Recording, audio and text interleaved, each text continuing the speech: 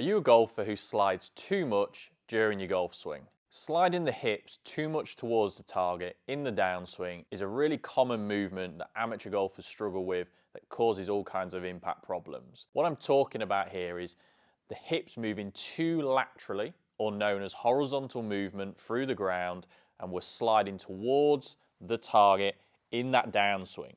We often see a very bent and what we class as almost a buckled knee as we go through. The hip drives to the target, the upper body hangs back, and there's a lot of issues with timing and coordination through the impact zone. In this video, I'm going to explain how this can be a physical limitation, so improving key areas physically can then help you understand how to move better through the impact zone and reduce the amount of slide through the ball. Firstly, we need to understand what's happening here from a ground reaction force element to then have an awareness of the exercises I'm going to show you and how they're going to help, and how the drills then can be applied to help change some of those components in your golf swing. So first and foremost, we do need some form of lateral motion towards the target in the downswing. Where amateurs tend to come unstuck here is, instead of moving laterally and then being able to push and rotate out of the ground in a very sequenced fashion, they continue to slide. So they continue to move laterally, i.e. they're not putting on the brakes hard enough. We'd want to almost see that lateral motion and then a push out of the ground, so that vertical force. Whereas the amateur who slides is going to get too much of the lateral, and it's too late for them to get out the ground, but because by that point they're already at impact. So we're talking here about the physical component of being able to de-accelerate the lead side, being able to create large amounts of vertical force, which requires a lot of strength and explosive power, and then being able to coordinate that in a movement drill that allows you to put that into the golf swing more easily. So a really good exercise we can do to help improve some strength from a lateral hip stability motion is a raised lateral squat. The reason we're doing it off a raised box is when we step down, in order to stabilize here, we're having to de-accelerate and get stable through the hip while keeping our core under control. So as we step down, we then go into the squat, which is more of a lateral motion. Then to power back up onto the box, we're working very much that lateral strength and power. So there, and then exploding as hard as we can to the top. So it's step, de-accelerate, stable, good depth, and then explode it to the top.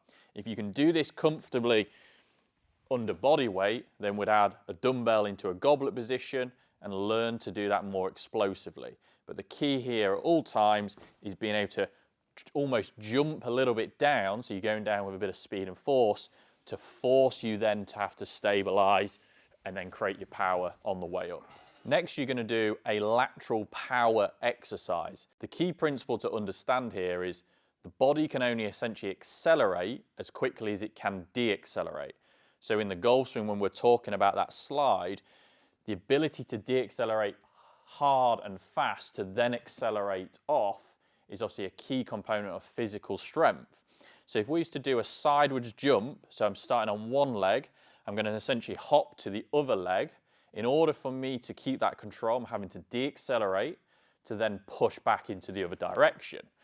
Now, to do this at fast pace and to be able to get some distance, we're having to create de-acceleration to acceleration. So we're having to really force the body to do both. And then the quicker we go, the harder it is, but the more it tests that motion. Now we're going to try and apply this in more of a rotational manner, but we're focusing on how that lead side is going to work as discussed, while creating more of a pattern that's going to be similar to the golf swing. So the key here is your lead foot needs to be forward and your back foot on the tiptoe. So that's just there for support, but we're trying to isolate more of this lead foot. In slow motion, we're going to rotate, no different to what we'd want to do, but we need to now try and create the momentum by pushing more into the ground and out, because we're not going to be able to slide, because obviously now we've got a heavier ball. If we slide, we'll probably topple over a little bit, and we've not got that back foot to kick off like we would in a conventional stance. So what we're looking for is the ability to push and throw, and we can see how my lead foot naturally pushes backwards because I'm creating that vertical and more of that rotational force. Whereas if you're naturally a slider and this almost coordinating this mentally, you'd probably see a little bit more of this. You see how I've thrown my upper body because I've not been able to slide, so I've tried to get my weight over the top. So what I'm really looking for is that ability to push out the lead side. Now coupling this throwing exercise, we're going to do another one and we're going to use a downshift board. So the key with a downshift board, it just helps you understand where the pressure and the body weight is moving and how they move independently. As I'm standing on the board in a normal golf posture, I'm going to try and do that same drill but from the normal stance.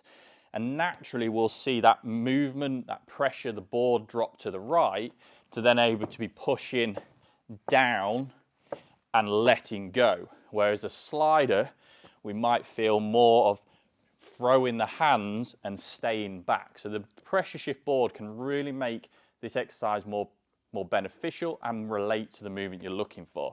So we should see trail hip and then pushing into the front side.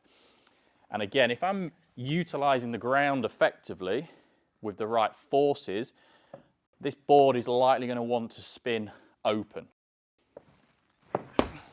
You see there, it's gone there to go there because I'm creating that rotational push off the lead foot coupled with good vertical forces. At no point am I sliding with a lower body to target. And then finally, once you've got a clear concept of all those movement patterns and built some good physical components to help with that, this is more of a drill that you'll do out on the range practicing and you can actually hit balls doing this. So what you're going to do is take a golf club, an iron to begin with, even hit off a tee to begin with, and then you can move up onto longer clubs. You're going to go into that split stance setup, probably a little bit more back, so we are really isolating that front leg. From here, you're going to simply just swing to lead arm parallel, and you're going to have a clear pause, so about a 3-second pause. This means we don't have any momentum, so we have to pause, and then in order to create some power, some speed to hit, if we was just to throw the arms at it, we'd essentially topple over, and that's where very much a lot of that lateral motion can come from. Whereas to do properly, similar to the medicine ball, that pause to initiate some force, you see how I'm pushing down naturally to then jump out. So at full momentum, full speed, it's like this.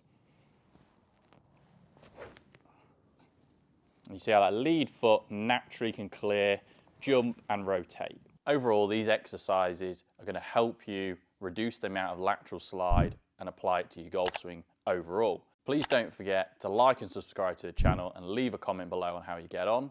If you want to understand more about the pressure shift and the pressure board, watch this video next.